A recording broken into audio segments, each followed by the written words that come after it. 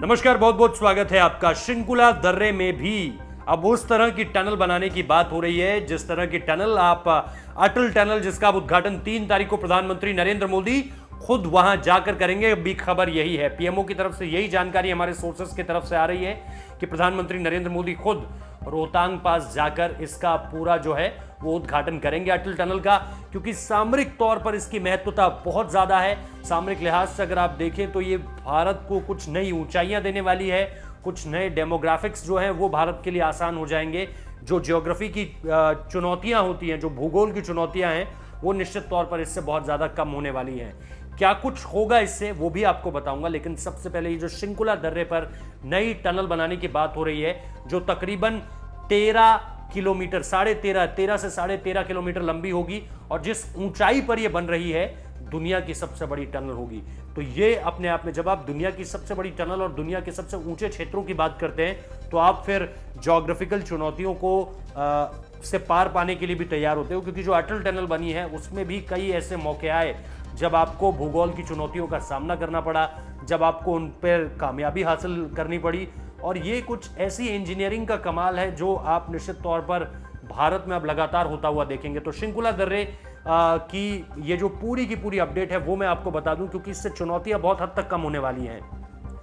कैसे हिमाचल से करगिल, हिमाचल से आपका लद्दाख तक का इलाका जो है वो 12 महीने ऑपरेट हो सके, 12 महीने उस पर गाड़ियों की आवाजाही हो सके, उसके लिए शृंखला दर्रे पर ये जो टनल है ये बहुत अहम हो जाती है। ये आपका तकरीबन 5 से 6 घंटे का रास्ता जो है वो महज 1 से 2 घंटे का रास्ता कर देगी। जो आपका 300-400 किलोमीटर का इलाका है वो महज 53 से 60 किलोमीटर हो जाएगा। सबसे पहली बात तो ये।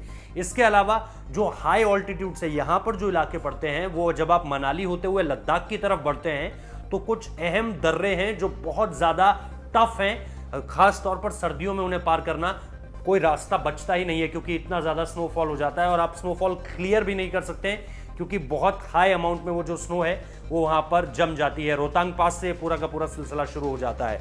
तो अब मैं आपको बताने जा रहा हूं कि ये जो वहां पर सबसे बड़े पासेस हैं, क्योंकि ये जो अगर आप देखें तो 16,600 करीब फीट पर है ये, और इसके अलावा इसके आगे जो इलाका पड़ता है वो बाराचाला का पड़ता है जो कि अगेन 16,040 फीट है। इसके बाद लाचुंगला का पड़ता है 16,600 फीट है। और ये वो दर्रे हैं जिनकी चुनौतियां खत्म हो जाएगी जैसे ही आप ये शृंखला पर टनल बनाते हैं। और इसके साथ साथ 8 घंटे कम से कम लगते हैं इस वक्त पे, अगर आप इस यात्रा को करेंगे जो कि 474 किलोमीटर लंबी है।